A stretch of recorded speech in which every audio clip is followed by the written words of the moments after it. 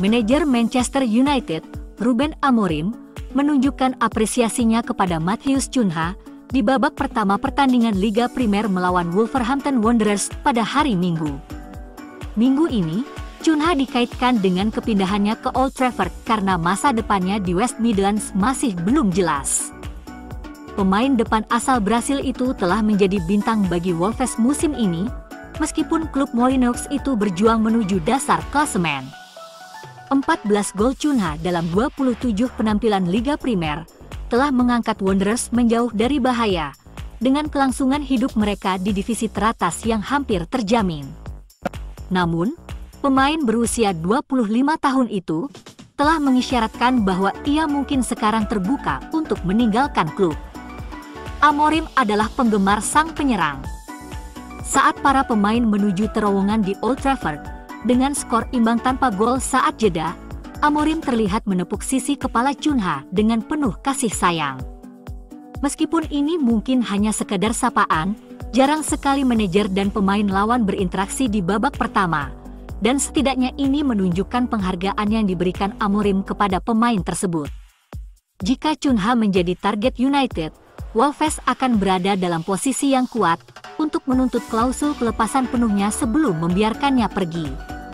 Saat ini ia terikat kontrak hingga 2029, dan dengan status klubnya di Liga Premier yang hampir dipastikan untuk 1 musim lagi, kecil kemungkinan The Reds akan dapat menegosiasikan kesepakatan dengan harga murah.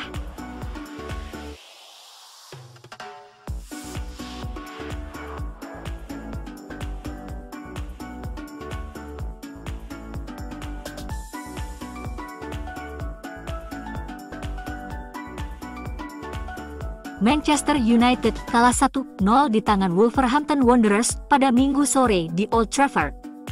United kekurangan inspirasi menyerang selama sebagian besar pertandingan. Masuknya Bruno Fernandes di babak kedua membuat sedikit perbedaan, tetapi itu tidak cukup. Setan Merah kini telah kalah dalam 15 pertandingan Liga Primer sepanjang musim. Namun, ada satu hal positif, yaitu Tyler Fredriksson. Amorim menempatkan Fredriksson di sisi kiri dari 3 bek untuk debutnya bersama United. Pemain muda itu tampil mengesankan, nyaris tanpa kesalahan selama 90 menit. Ia menunjukkan ketenangan dan kedewasaan yang luar biasa, baik saat menguasai bola maupun tanpa bola. Fredriksson melakukan 4 sapuan yang mengesankan dan melakukan banyak tackle. Ia hanya melakukan 1 intersepsi, tetapi itu sangat penting karena menggagalkan peluang Matheus Cunha untuk menerobos gawang Andre Onana. Pemain berusia 20 tahun itu memenangkan 7 dari 8 duel darat dan unggul dalam 5 dari 7 duel udara yang dilawannya. Fredriksson menyentuh bola sebanyak 82 kali dan berhasil menemukan rekan setimnya dengan 64 dari 69 operan yang dicobanya. Akurasi operan 93%. Ia berhasil menangkap ketiga umpan panjang yang ditepisnya dan menyelesaikan 1 dribble yang dilakukannya. Itu adalah penampilan yang luar biasa dari Fredriksson muda yang tampak seperti pemain profesional berpengalaman di lapangan Old Trafford.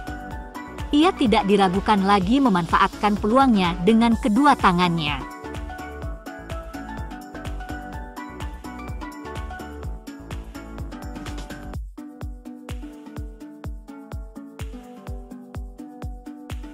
Andre Onana telah menghadapi kritik yang signifikan atas penampilannya sejak tiba dari Inter Milan menjelang musim 2023-2024, dengan beberapa laporan menunjukkan bahwa klub tersebut akan sangat ingin menjualnya.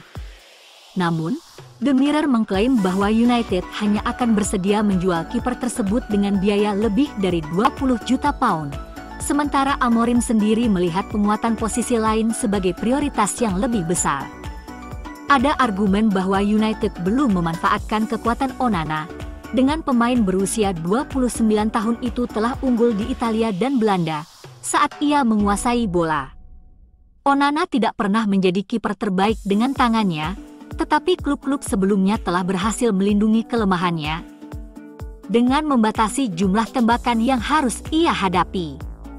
United menghadapi rata-rata 47,4 tembakan di Liga Primer musim ini, yang merupakan hasil terburuk ke-8 dari semua klub di Liga Utama sejauh musim ini. Namun, apakah pemain Kamerun itu akan menjadi pilihan jangka panjang bagi Amorim masih harus dilihat mengingat usianya, dan fakta bahwa ia belum menunjukkan bahwa ia dapat dipercaya sebagai penjaga gawang. Setan Merah hanya berhasil mencetak 38 gol di Liga musim ini, menjadikan mereka tim ofensif terburuk ke-6 di divisi tersebut. Perlu dicatat bahwa pemain nomor 9 adalah target utama Amorim, bukan kiper. Manchester United tampaknya kembali tertarik pada mantan targetnya, karena mereka dilaporkan telah mengirim pencari bakat ke Portugal. Serangkaian kesalahan Onana musim ini telah merugikan Setan Merah dalam beberapa kesempatan, termasuk hampir menyingkirkan mereka dari Liga Eropa setelah blunder besar di kandang Lyon.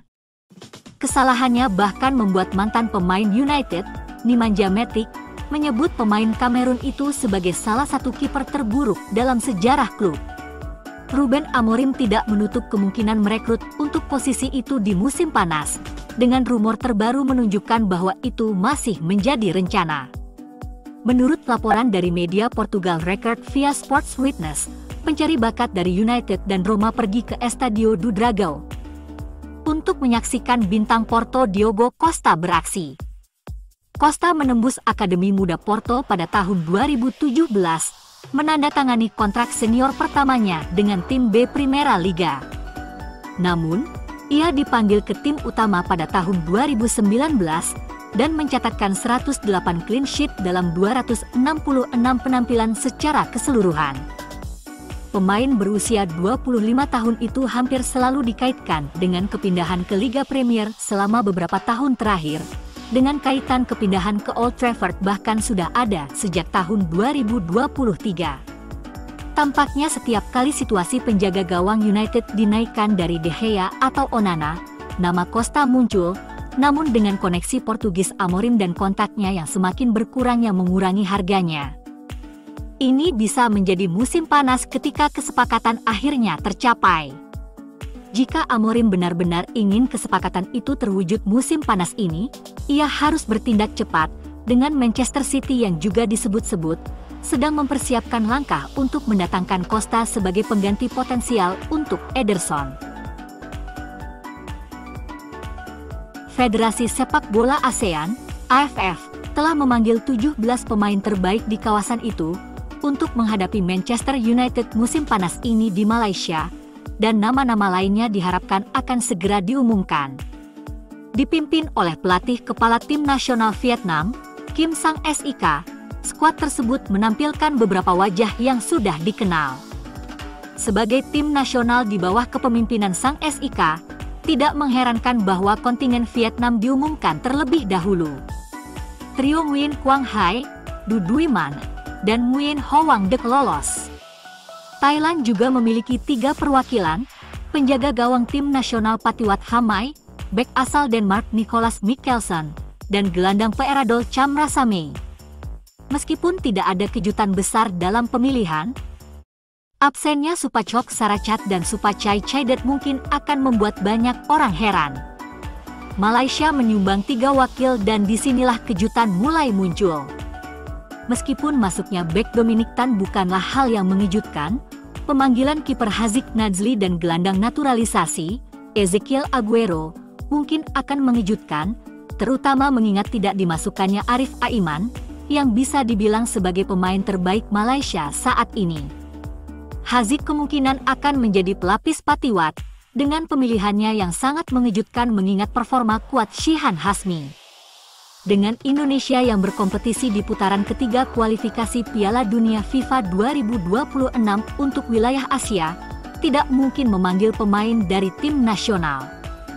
Asnawi Mangkualam dan bek berbakat Persija Jakarta, Muhammad Ferrari, telah dipanggil. Boon Pachan Boonkong menjadi satu-satunya wakil Laos dalam jajaran ASEAN All Stars. Keikutsertaannya tidak mengejutkan, mengingat peran penting yang telah dimainkannya dalam kesuksesan domestik dan internasional Sphai Rieng dalam beberapa tahun terakhir. Lebih banyak nama diharapkan bergabung dengan ASEAN All Stars, dengan Filipina dan Singapura belum terwakili. Selain itu, AFF telah membuka pintu bagi pemain Australia untuk dimasukkan ke dalam skuad.